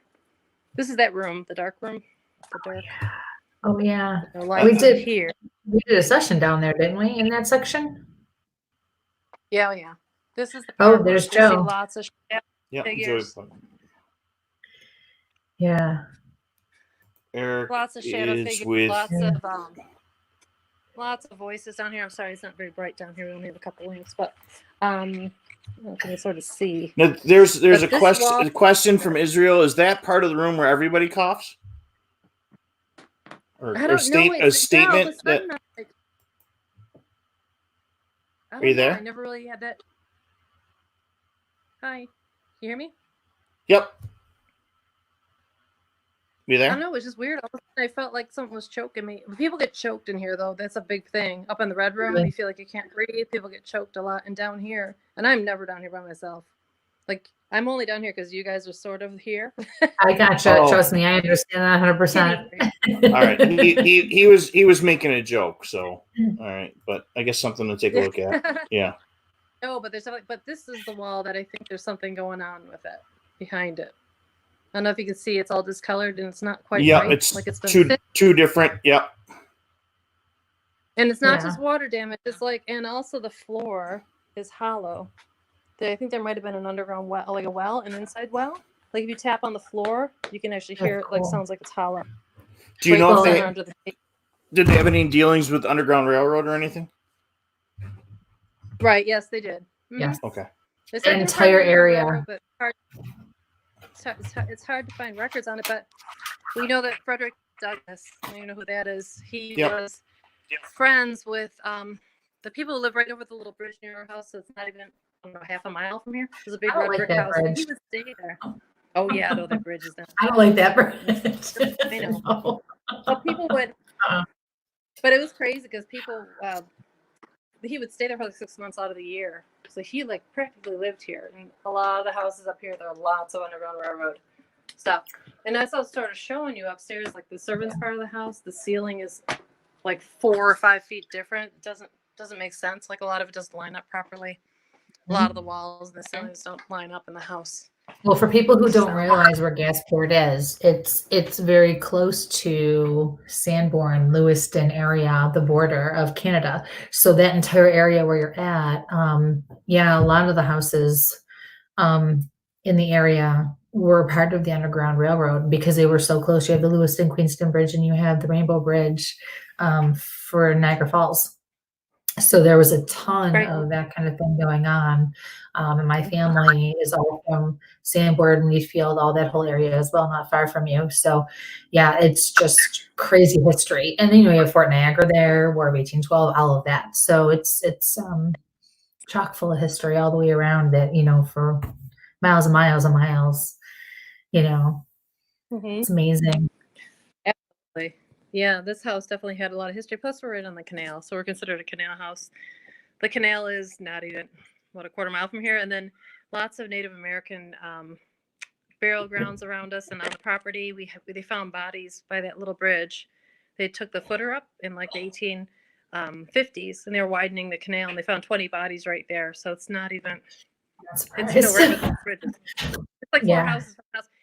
But we get chanting, we get drumming out back, we catch all sorts of stuff on EVPs. We have a lot of weird activity out back. Lots of Native American stuff. People have caught images or figures, like mist figures out there. The moving around. interesting thing, Heather, as you started to say that, this comment came right into the feed on what about the Native Americans. That was it was interesting. It was just right as you said it, boom, it locked right in there. So that was from Judy. Oh, there's my mother. Hi, Mom. Both my parents are on tonight, just so you know. They've heard lots about you over the years. Patrick is wondering the tunnel downstairs. Is there a tunnel in the area where the noises came from?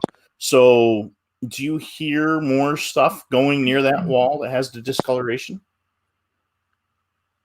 Do we hear stuff down there? Did you say? Yes. Yeah. Near that wall specifically. Oh yeah, we get black shadow figures walking back and forth. We hear footsteps. That's the part of the basement that's right below my office. Remember I told you we hear whining, scratching on the ceiling? Mm-hmm. I don't know if I didn't call that actually. You can't reach the ceiling though. You have to stand up on something to touch the ceiling down there. Right. So you can't just like put your hand up and touch the ceiling. It's like about a 10 ceiling. I'm so sorry. Ladies first. That's okay. I'm seeing the comments coming in, and Carmela said she thought she saw a man's shadow about the time you were in front of that section of the wall too. So I just wanted to get that out there. So yeah. No, it's definitely got a weird activity. We want to put the wall back up because that wall. We found out that the lady who was blind had a farmhand that worked here named Glenn, and he was a very bad alcoholic. He was a drunk. He was not a nice guy. They were constantly having to bail him out of jail. He was always getting into trouble. And this is about 1950s, 60s, going into like the 1970s. So we think he may have died in the house. We can't find any record on him where he died or when, but he was here forever. Like he was in the censuses for many years, like many time periods. He was. We know when Dorson died, we think he sort of stayed on and kept working on the house or staying here. We think they might have been a workshop for him because it feels like you hear things being moved. Paranormal Warehouse had a camera down there, and they would go live every once in a while, and you would hear arguing and hear people talking. It was crazy. You'd hear all sorts of stuff coming out of that part of the basement, and people would say, "Oh, the owners must be home," because they're hearing so much. I'm like, we're not there. It would be I'd be at work, or Bob wouldn't be. We wouldn't be here. And people would say they would hear walking, and like they would hear a man and a woman fighting all the time. So it's really, really weird. I don't know. Is the cistern open where you can get to it, or is it still an established cistern? It's not. No, it's not full of water anymore. You can get to it in that little. I didn't go into the workshop room, which is at the very bottom of the stairs. It has tools and stuff in there, but it has about a 2-foot gap at the top, so you can get in there. I sort of want to. I don't want to knock any walls down, but it'd be nice to use it as a room. It's a huge area, big 12 foot. Right. You can climb up to it though. There's a big 2-foot gap at the top. From so make a nice little AV room and stuff like that. Movie night. That's what I think. I think you're so creative. Always thinking. Sure. Yeah, but they don't like it when we mess things up. I mean, if they're doing any work on the house, they're not. Yeah, they're not too happy. So. Well, one ghost night, horror movie night or something like that a week. I'm gonna butcher it again. Micah, yeah. Are there cannonballs in the basement from the war? She was just wondering. Cannonballs. I'm not sure. No, I don't think so.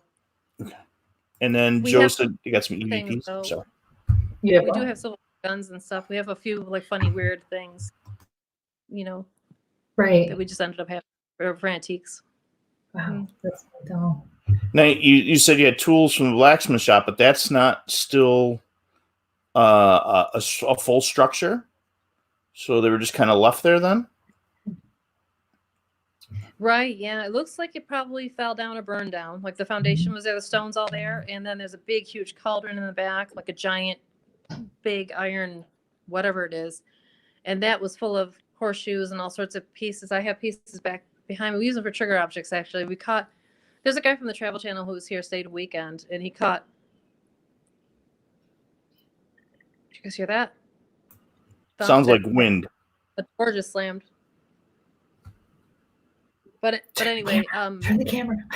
He was here. Sorry, I'm never in this room at night. Like I don't stay in this room. I'm in the other room. I'm like from the spot.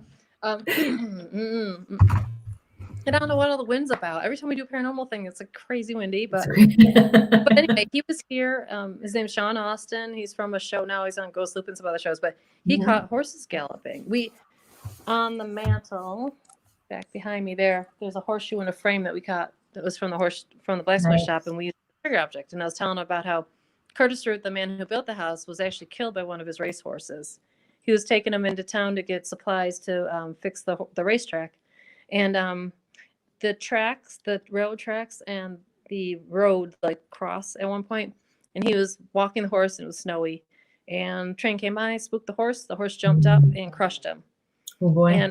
And he was he's only, I mean, the railroad tracks are right near the house here, so he rode the horse back to the house, told his wife he was fine, told her not to get a doctor. He thought he was okay. Then he thought he was getting better. He stayed in bed for about 2 weeks, and he thought he was recovering, but he was probably internally bleeding because the horse landed right on him and crushed him.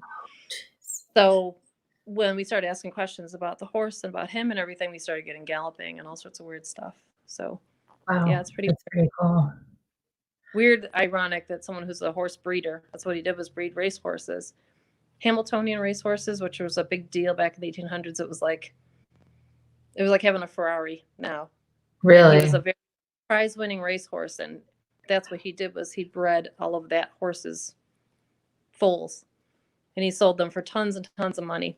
Like back in the day, it was like $5,000 you'd get for one foal in like 1870, which it translates to about $130,000 per horse. So I mean, that's the kind of money he's doing back, which is crazy. So what's in the floor? So what's in the floor? Yeah, what's in the floor? Oh my God, you wouldn't believe. I mean, honestly, I just kept being told there's stuff in the walls. There's stuff in the walls. Everyone who's here, there's something hidden. I think it's in the closet where that door opened, because it goes under the stairs, and there's a big gap under there. Like it doesn't match up right. If you go in that closet where the stairs are like, there's spiral stairs, so there's a big cubby that's like missing. So yeah, I know. They used to put a lot of safes under stairs, put secret panels and stuff, and put them in the staircases and stuff like that. Right, so you couldn't find anything. So well, it sounds like the stairs are hollow at the top. It's sort of weird, and it doesn't match up. Do you know what I'm saying? Like it seems weird that there's like a big space. Yep. Where that corner of the house is, and it's curved. I'm like, that's weird. You know, that's a big area not to have, for them not to use. Yeah. Yes, for sure. I should get a metal detector and try and go through the walls and see. And plus, there's bells in the walls. Where there's servants' bells. You know, the call bells, the pull bells, right? Yeah. When we first moved in, we hear bells every once in a while, right? We hear tinkling bells. It's really weird. We're like, ringing in my head too. Sorry. Before me, like, have you guys heard the bells yet? And I'm like, yeah, it sounds like they're coming out of the library. But then sometimes they sound like they're coming from upstairs. When Dan, Dan class, when Dan was here, they caught it up in the green room. Really? This bell. So we can't find where the poles were. We don't know how it was hooked up. Wow. That's too bad, because that would be something really neat to have. You don't see it anymore. What's that? Yeah. It sounds like a good time for a 500-pound magnet and a thermal detector. Yes, to go to the walls. Yeah, just for that alone, to see if there's anything in there. Yeah. Just see if you get something popping against the wall, and I've got a couple of thermal cameras. Well, when you guys come out, God, Mike, stop giving me projects. Wow, do that. Bring this up with you. Oh, I am. This pause thing is, it's interfering everywhere. It's crazy. The places I usually sneak the Bigfoot during the day are usually quiet places, and you can't get out there now. There's 50, 60 cars, in the general area, and you're like, where am I going to park and just hide to sneak in the woods? You can't do that either. So, and we definitely did not want to get you guys sick, because with this setup. Oh my gosh. So tell us a little bit about the outside, the land, because there's a lot going on out there. A lot. You kind of what the land's like? Yeah, all the different things, Sorry, yeah. the structures and Oh, things. Yeah, kind of froze up, but yeah, you've had a we lot of have. experiences out there. You have a nice fire pit out there, and a lot of different things. Yep, we have it set up in the back. We put sorry, I'm getting all weird and choppy. We put a big fire pit in the back before we found out that there was actually graves back there. We didn't know. Like it's all grown. Everything's overgrown back there. There's all sorts of stuff. Right. And when the kids stayed with us, who grew up in the house, lived here, they were funny because they went out back and they were telling us like, oh, if we take all those like that cut that brush down, there's graves in there. She's like, there's actually tombstones in there. So Well, by we the way, did. We actually cleared a bunch of it out after they left. We found a bunch. We were like, oh, they were Are they marked at all? Racehorse graves, but we're not sure. That's on me. So we don't know. We can't find writing. She said that there were a bunch that had writing on them, and they were by the one tree that's out back, and we can't find them. We don't know if when the bank had it, because it went into foreclosure for like 4 or 5 years. We don't know. I don't know if they would maybe move those. We have no idea. To try and sell the house, like probably wouldn't sell graves out there. Oh yeah, I'm sure. I'm sure.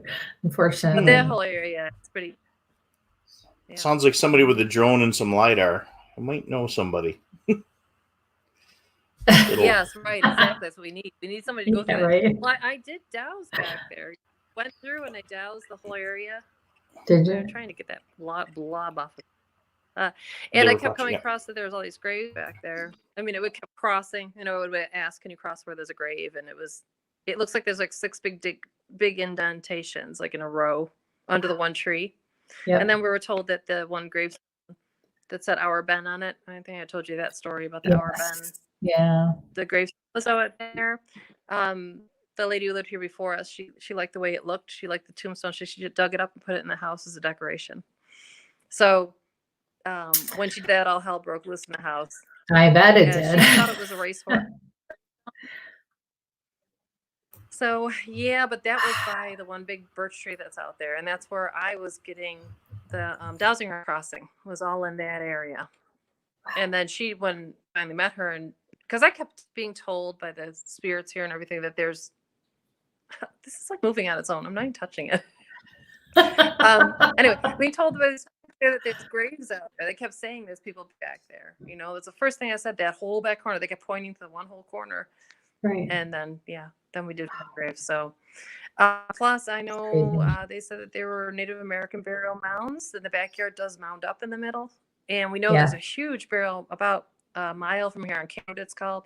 We found newspaper articles from 1908. Farmer was digging out. It was a big fruit farm. There were peach trees, and he was pulling them out with a tractor. And there were all these skeletons in the roots of the trees. So they found like 1,000 people, skeletons, all in this big farm field. And this was a huge fruit farm. That's probably part of it. We had huge fruit trees. We still have grapes and pears and all sorts of huge. That whole area is, even the stretch of land that my family owns out in Sanborn. They had orchards still there. My great grandfather had a farm, and there's orchard all over the land, different orchards and things like that.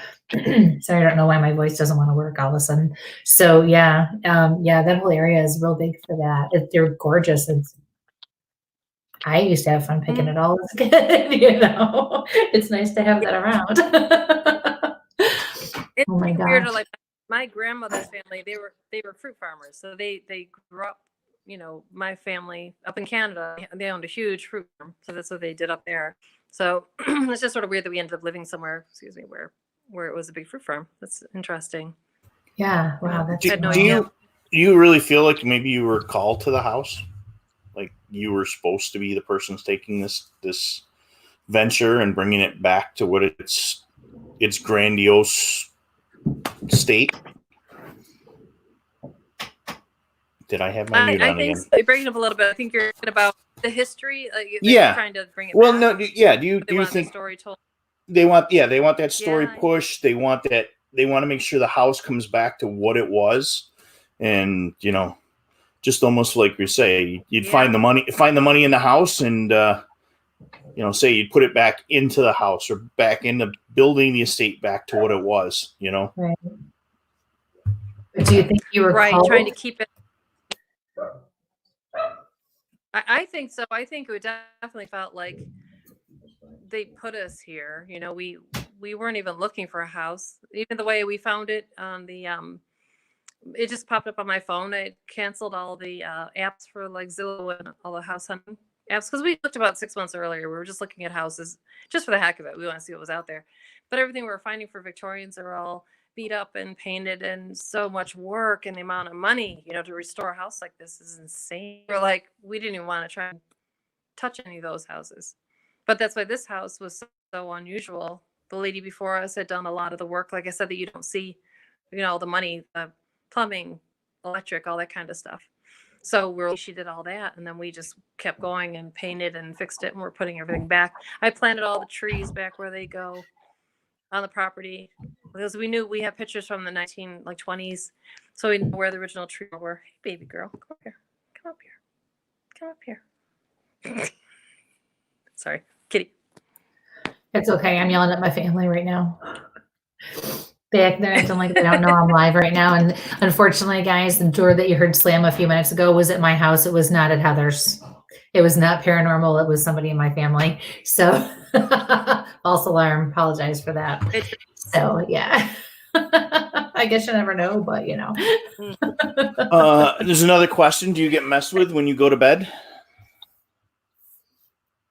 Yeah. Yes, we do. Yes.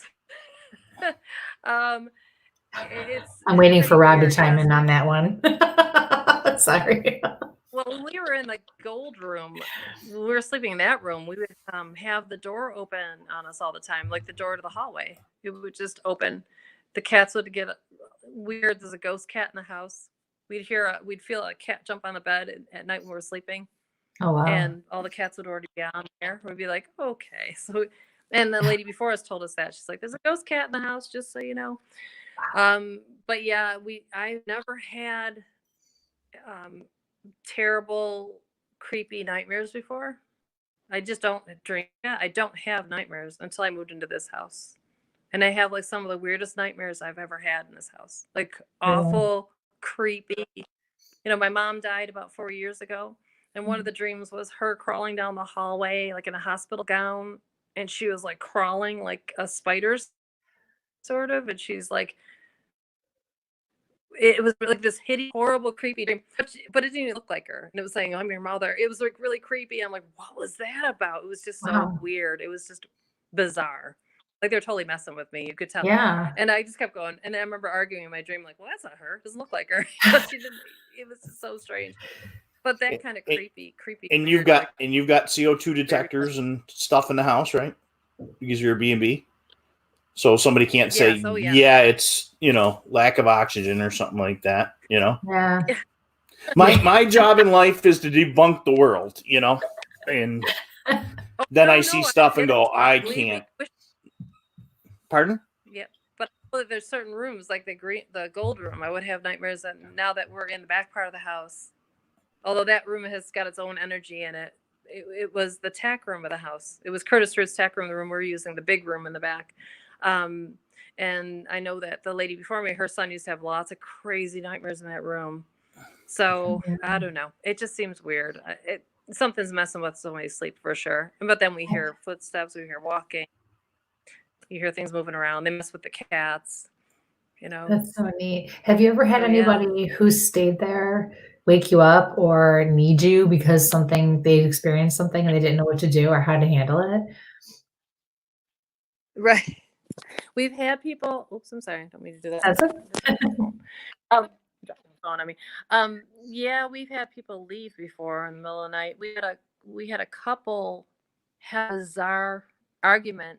They were staying in the green room, and they were from out of town, and they drove about 4 hours to come stay. And she wanted to stay as a birthday present. Her husband was like a skeptic, sort of, but it was really because they wanted before they stopped in the house. So they drove past the house to go to a restaurant, and then they were going to come back and stay the night. And as they're driving past the house, he kept making fun of, kidding her about the house, like, oh, something to get you, blah, blah, blah. As they drove past the house, all of a sudden, he said his back started to just burn, like started on fire. And he's like, wow, something's back, just as they drove past the house. pulled his shirt back. She took pictures of it. She showed me the next morning, but he had huge scratches all down his back. And then the night they stayed here, she said he just started to change. Like he got really angry and nasty and was like his whole personality changed. And then at one point he kept saying, as soon as you fall asleep, I'm going to get in the car and drive home and leave you here. He kept threatening her with that. And then at one point she got up to use the bathroom at night and he locked the door on her, locked her out of the room. So she ended up sleeping downstairs. It was really weird. The next morning he was acting like nothing. I had a big talk with her in the morning because it wasn't my business, but she was telling me this what was going on. She's going, I'm telling you, his whole personality absolutely changed. She's like, I didn't even recognize him. She said, I'm afraid to drive home with him. She's like, I got in the car with him for 4 hours now. Yeah. At least he didn't leave her here, but it's weird. Like we've had that happen, that kind of stuff happen. People's personalities just completely change. Something's taking them over, basically. Right. Wow. Very interesting. Huh. But they were in the green room. They were Curtis through the bedroom. They were in the green room. The specific room. Bedroom. And he doesn't like guys. I mean, he likes women. He's a womanizer. Women get touched here. They get touched inappropriately. We've had people. That's sort of weird. They'll be like, "So grab me." For a good time, call Greystone. No. History. The beginning, we had a tour here. We had like 12 people, doing like paranormal investigations, and and I was sitting on the couch over there, and people were sort of standing by the fireplace. People were sitting on the couches, and I was telling them just the history of the house. And there was a girl, a young couple, and she was standing by the fireplace. And their boyfriend was standing right next to him, but his arms were folded, and he was standing next to her. And she was standing a little bit in front of him, and she kept turning around, giving him like a really dirty look. And she did it like 4 times, but I could see her out of the corner of my eye. I'm like, and I laughed and go, "What's going on?" She's like, he keeps grabbing my ass, like she's being really funny. And I am not touching you. And I was watching him. His arms were folded. He did not move. Right. And I'm like, oh yeah, it's probably Curtis. Curtis likes girls. Oh my God. Well, at least she had a good experience, right?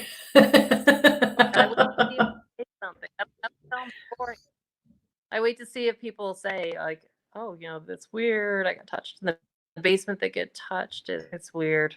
Right. Wow, that's crazy. We are almost at 10 o'clock already. Can you believe that?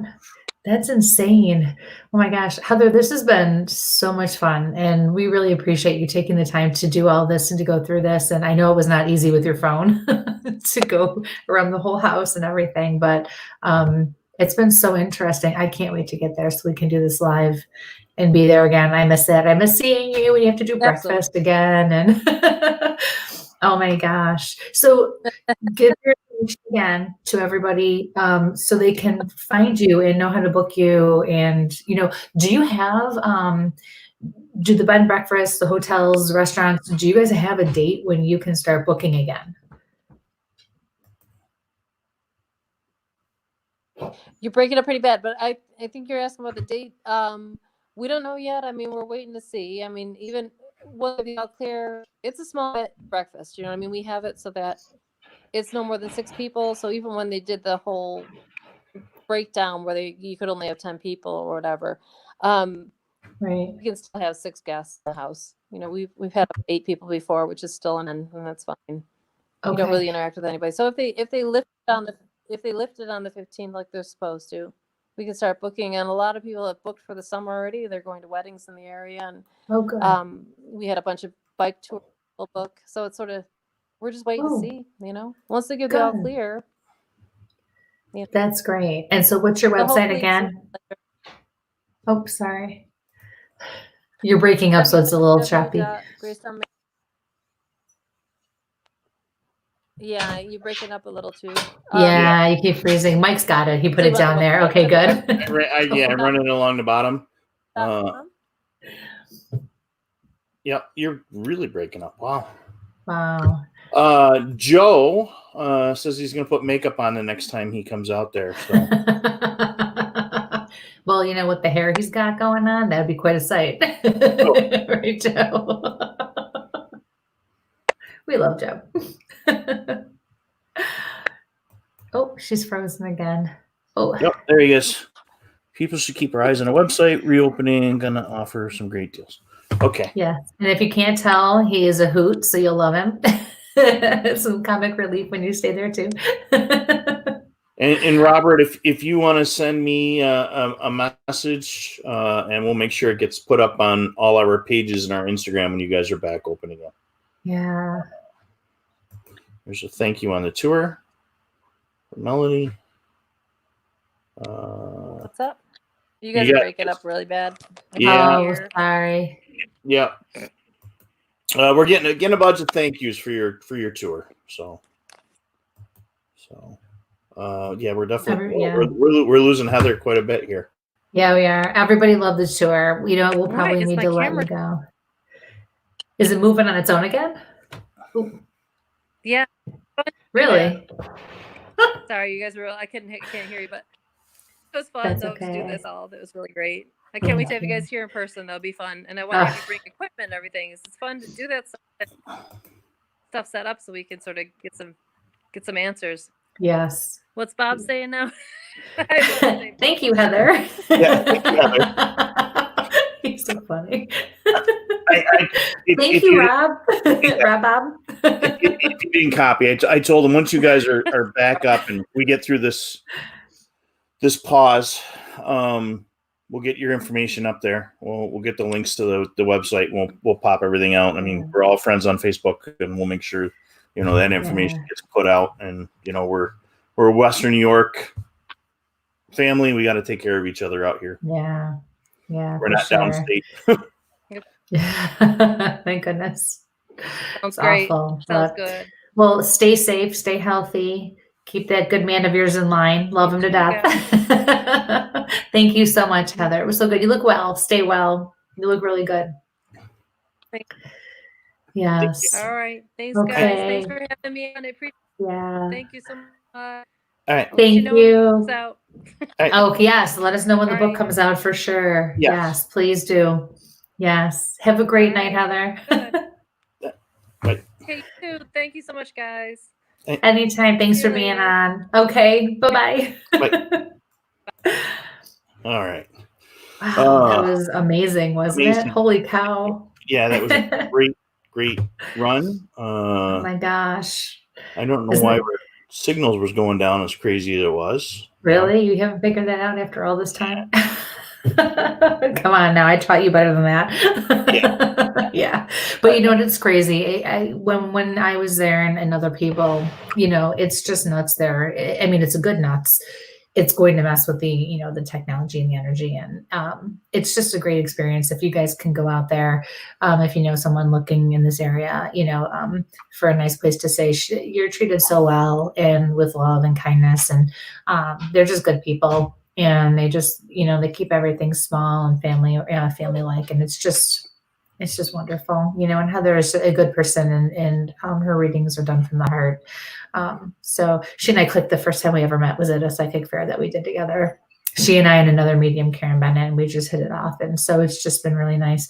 Made a lot of really good connections over the years, and I'm really grateful for that. So, yeah, and we appreciate all of you tuning in tonight and being here and sticking it out with us and supporting Heather and Bob and their bed and breakfast and everything that they've done. They've done a beautiful job, and I can't wait to get there. Yeah. Yeah, we have to get you there for sure. Yeah, there's some stuff there. I'd like to do some of my technology and see what we can pick up on. Oh, yeah. It'd be a whole big playground for you. For sure. I'm dropping my microphone there. Watch what I say or what I was going to say.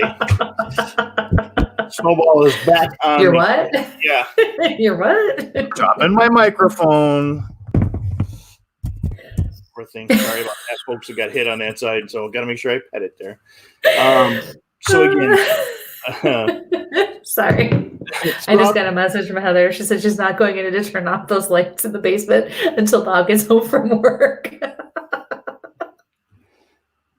I love her. They're just great. Oh my gosh. All right. I think we're just about out of time, huh? I can't believe it.